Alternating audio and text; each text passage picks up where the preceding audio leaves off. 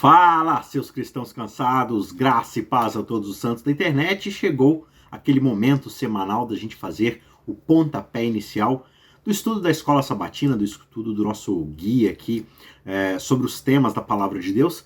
E a gente está nessa temporada já se encaminhando para a reta final de uma temporada chamada Vida, Morte e Esperança, falando a respeito desses assuntos, da questão da vida, do pecado, de como a morte entrou no mundo, qual que é de fato a nossa esperança de uma vida eterna, como é que é a nossa esperança em relação ao que acontece depois que nós morremos.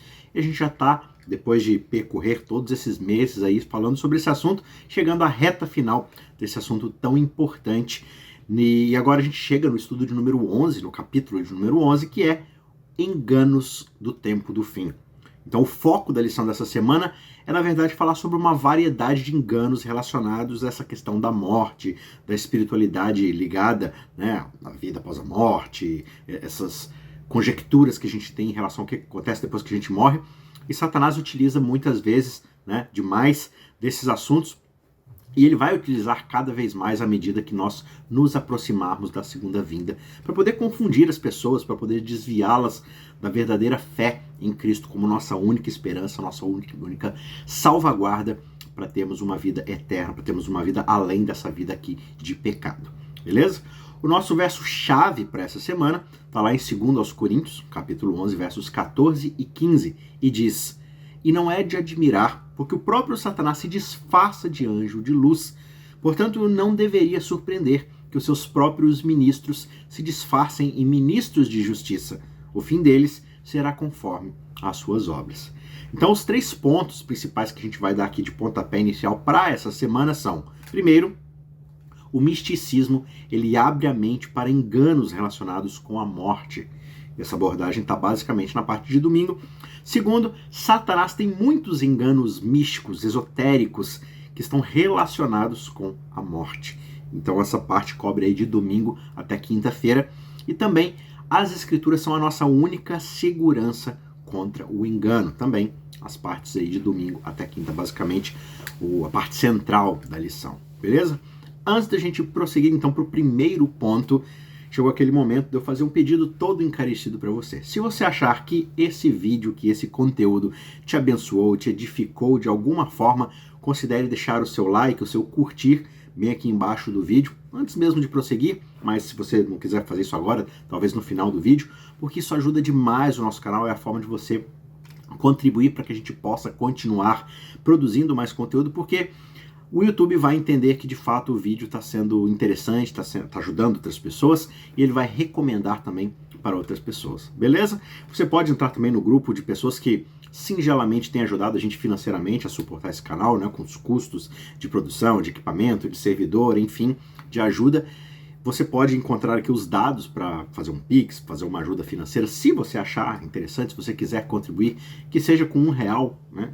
Por que não? Se você quiser contribuir, os dados para pagamento, para conta, estão aqui na descrição do vídeo, mas você ajuda a gente imensamente orando pelo nosso ministério, orando por esse canal e curtindo, compartilhando, comentando e se inscrevendo no nosso canal. Isso é o mais importante de tudo, para que você cresça e ajude também outras pessoas a crescerem também na fé e no conhecimento da palavra de Deus. Beleza?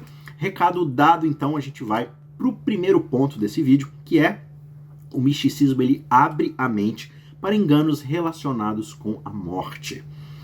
A palavra que a gente traduz aqui como misticismo, na verdade, é um termo bastante complexo.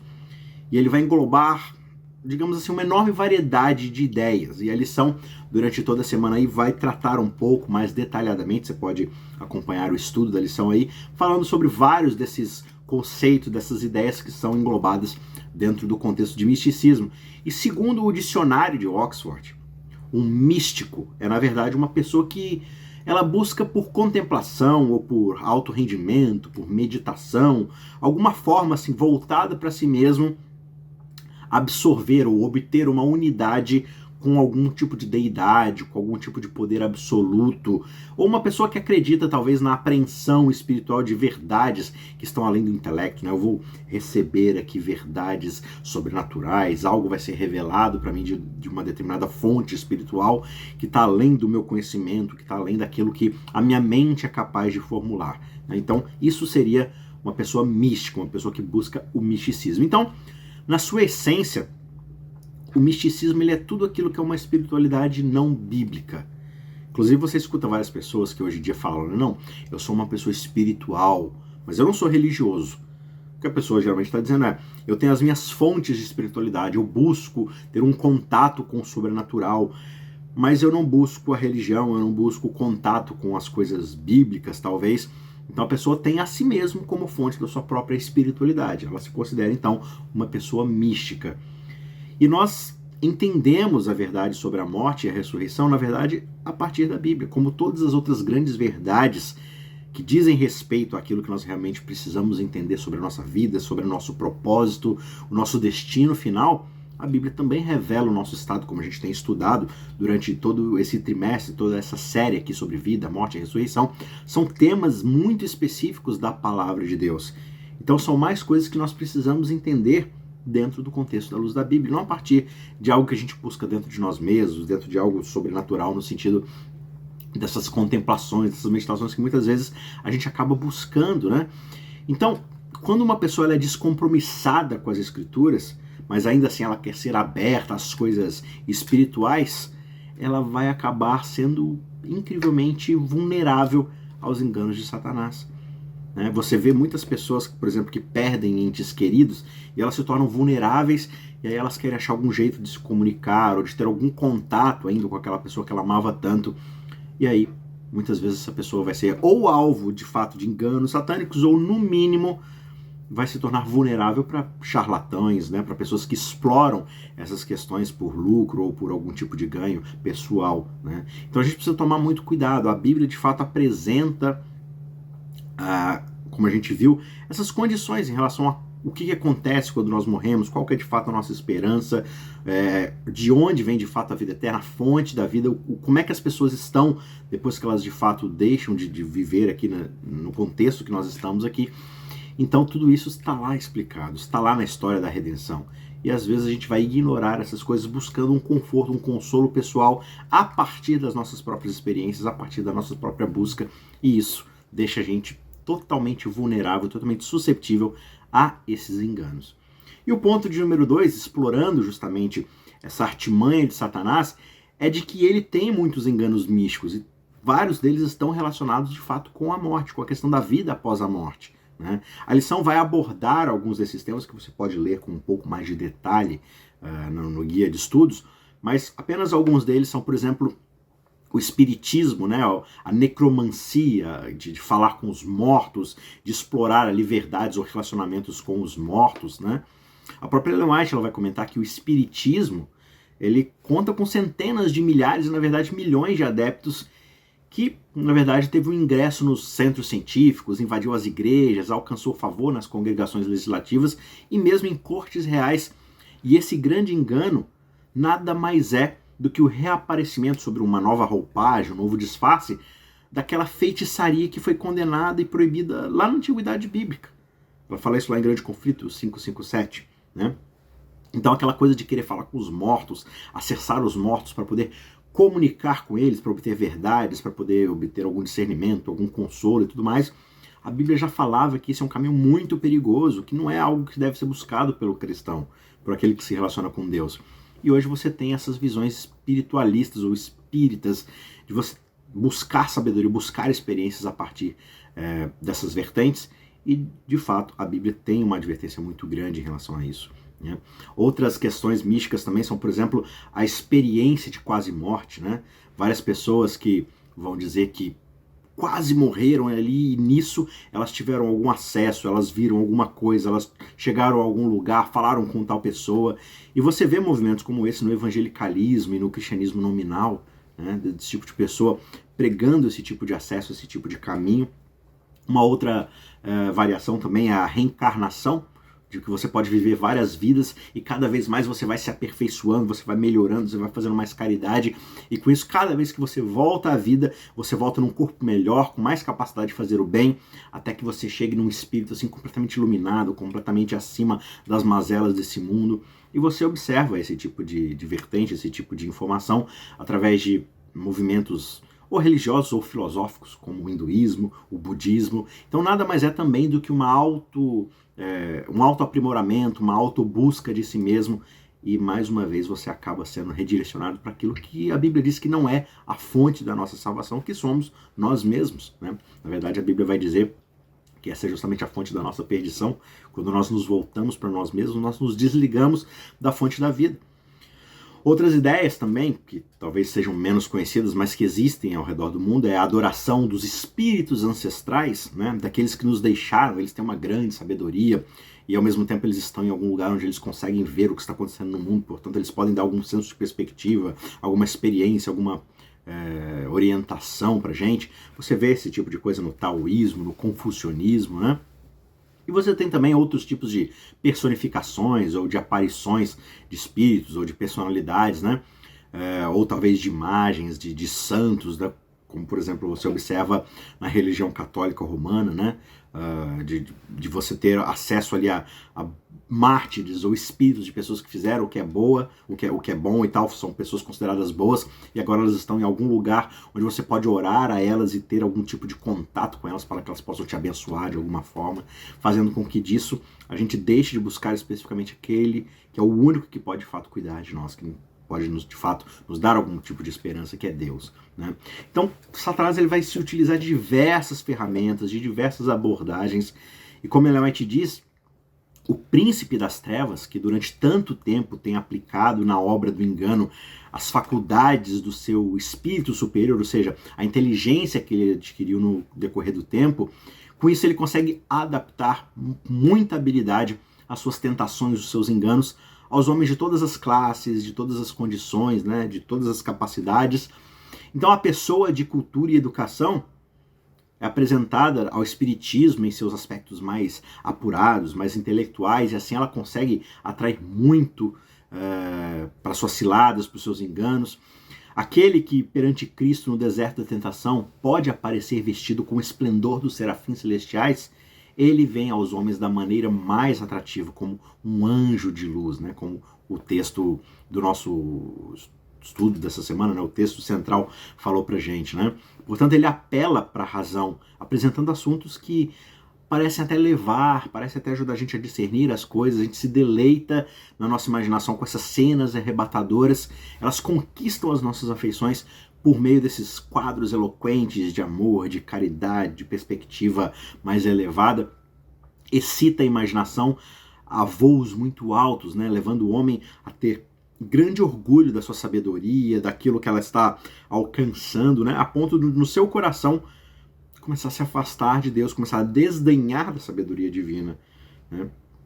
Então aquele ser poderoso que pôde levar o Redentor do mundo a um monte muito alto e mostrar para ele todos os reinos da terra, as glórias dos mesmos, com certeza ele apresentará aos homens as suas tentações de maneira muito susceptível, né, de forma a perverter o senso de todos aqueles que não estejam totalmente embasados, escudados nas Escrituras e no poder divino.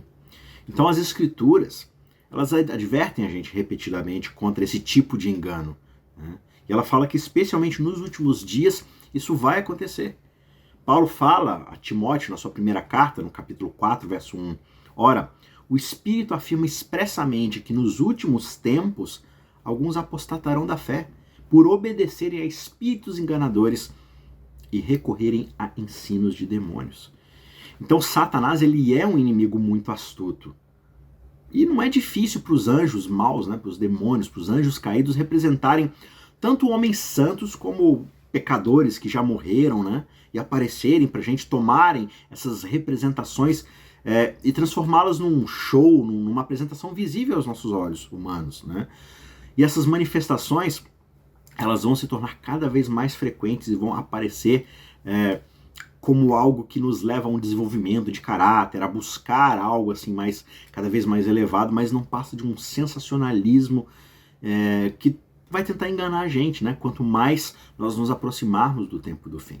Então, mais uma vez, se voltar para as Escrituras e buscar entender qual é a abordagem de Deus quando ele se revela aos seres humanos, o que está escrito na sua palavra e como ele deseja ser buscado, é de fato a nossa única esperança, a nossa única salvaguarda contra esses enganos. O que leva a gente, de fato, para o terceiro ponto. As Escrituras são a nossa única segurança contra esse tipo de engano, né?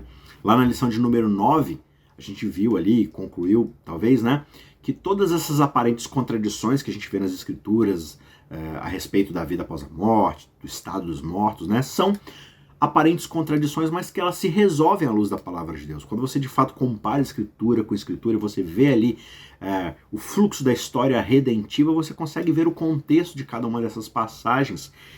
E o mesmo pode ser dito também de todos esses enganos de Satanás, né?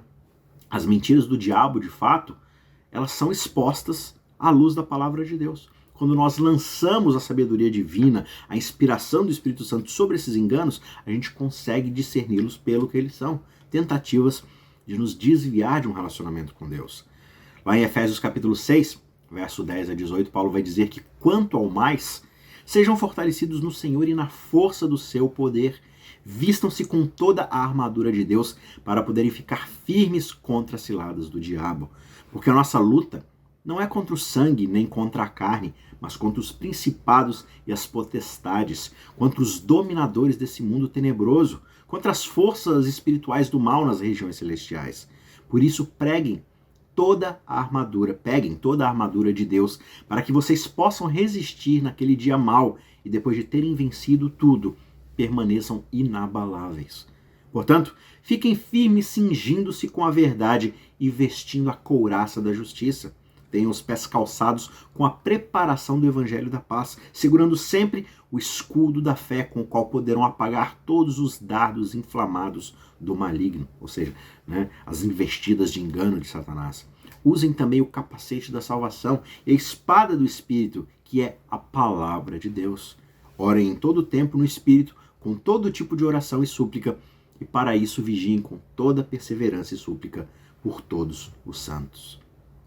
Então, essas personificações e aparições satânicas, por mais assustadoras ou enganadoras que elas possam ser, elas não podem enganar aqueles que estão protegidos por Deus por estarem fundamentados na sua palavra.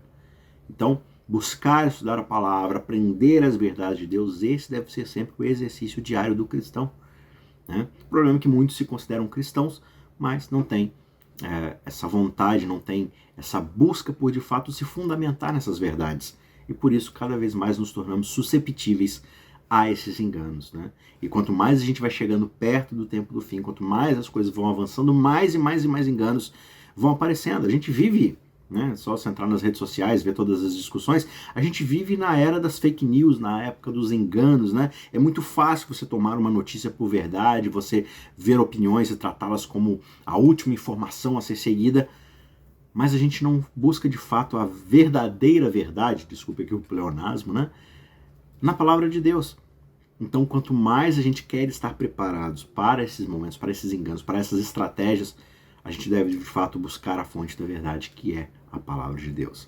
Para concluir, uma última citação aqui de Ellen White, ela diz que, decidido a obstruir a imagem de Deus no homem, Satanás se empenha ao máximo o esforço para poder manter Deus fora de vista.